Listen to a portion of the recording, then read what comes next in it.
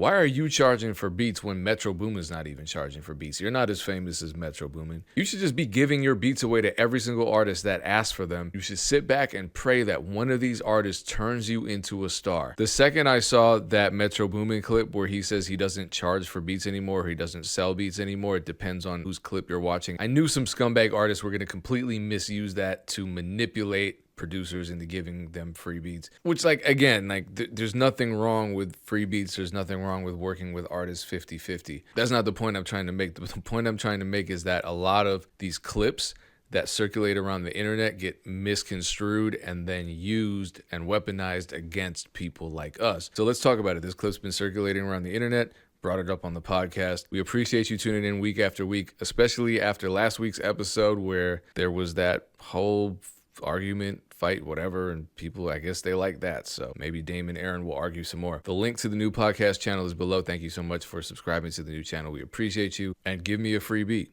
Dame, you said it perfectly. Because producers are in customer service, think about it, every other customer job. I love that you brought up customer service. Every other customer service job out there, doesn't have to be music producers. Anyone who's selling a product and communicating with potential buyers of that product, think about it. They're the most shit on people in any career field. Customer service representative turnover is crazy. The abuse they take is crazy. It's just part of American culture. If you do customer service, people are going to cuss you out and disrespect you. So on the one hand, producers, we're creatives. On the other hand, if we're selling beats online, then we become, unless we hire someone else, which is crazy, then we become our own customer service representatives. And so then we get put in the line of fire. And, you know, rappers who are trying to buy beats can have Karen tendencies too. So there's this tendency for certain artists, not all, maybe a minority of them, to reach out to producers and try to shame them into not charging for beats. So I got one of those comments the other day. It was like, why are you charging for beats if Metro Boomin doesn't even charge for beats? I'm like, wait a minute. Oh, he's talking about this video. What's the price tag? I say I just want some. I mostly work with people I'm passionate about. So right. So you're not really selling beats. I'm not about to be like, oh yeah, Future, give me 100,000 for this beat. It's never about the money with me. So like, it's not a factor. I'll do this for free. Like, I don't care. At this point, we'll just do swaps. When we talk about, I know Dame brings this point up all the time. When we talk about the music business, we have to tread lightly, or Dame says we have to tread lightly. I think that's something that I would argue with him about, because, you know, we can go on this podcast and say, you want consistency.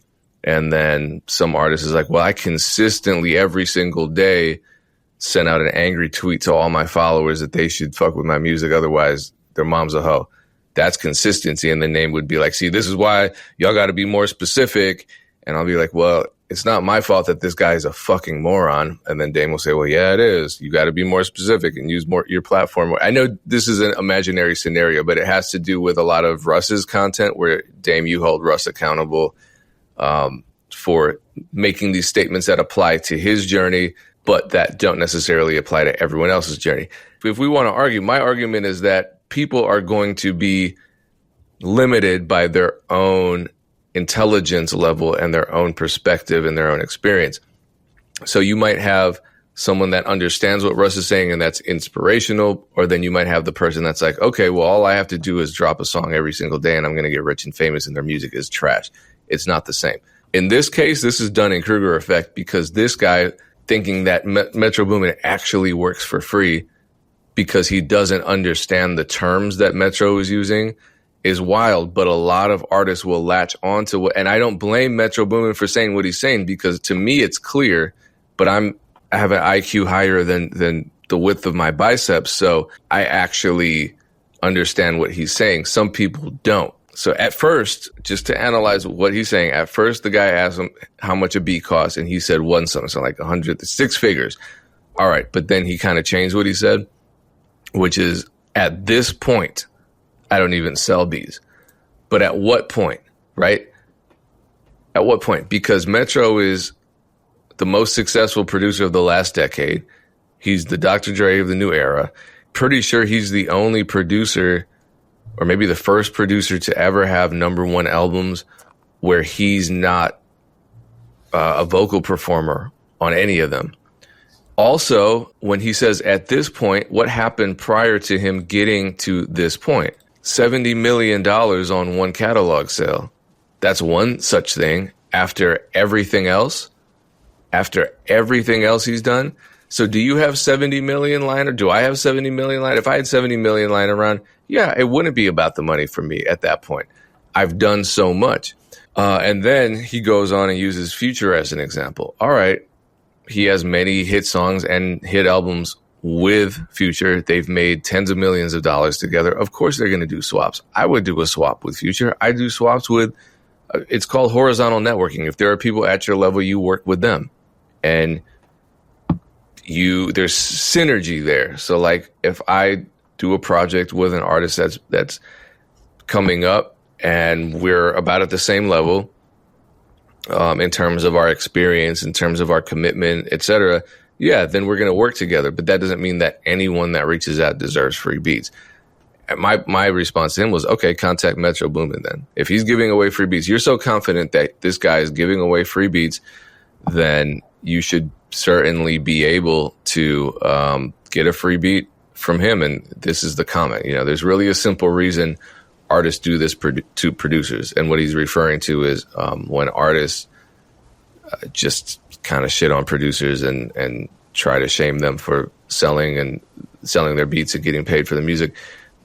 Y'all have a tendency to have a bias against build a project. Oh God, the grammar, where you can get point on the release and get paid. Again, this is a myth because you get paid no matter what legally based on intellectual property law. Like if you make a beat and you sell it for an upfront fee versus if you give it away for free, you still have ownership in that beat unless you're a fool and you sign away your rights because you let somebody finesse you with this illiteracy and actually give away your rights, not get points, not get a split on the writers and publishers share. You should get that anyway. And a lot of rappers love to hang over our heads. It'd be like a supervisor saying, hey, I'll let you work here for 2 extra hours and I will make sure to give you another shift tomorrow.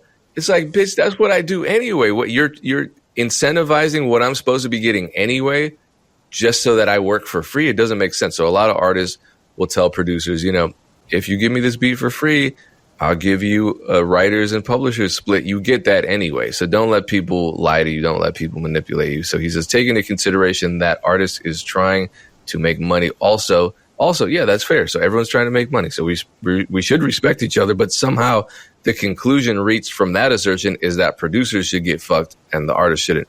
Your business model doesn't allow that. Yes, it does. You just don't have fans. If you got into production for the money, you picked the wrong field. I agree with that. Even Metro said he done sell beats.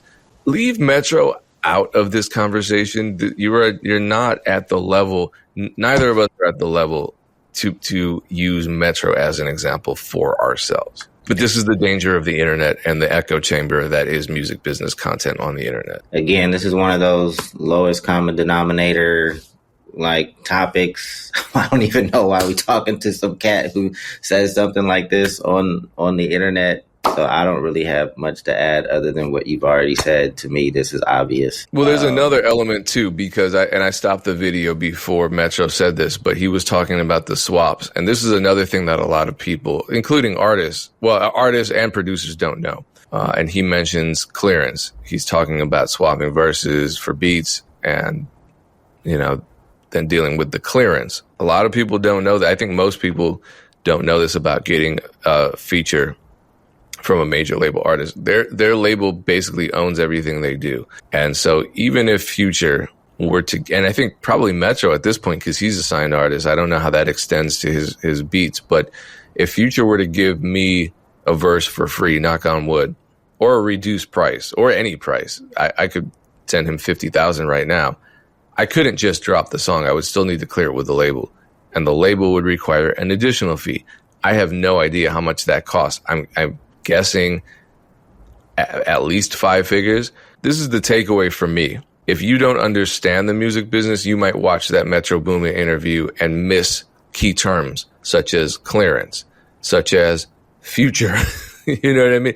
You may completely misunderstand the context, including all of the accolades that Metro has stacked up, all of the wealth he's amassed by using his ownership of his own intellectual property to do what you're supposed to do in the music business and license or sell one or more of the copyrights you own to your music.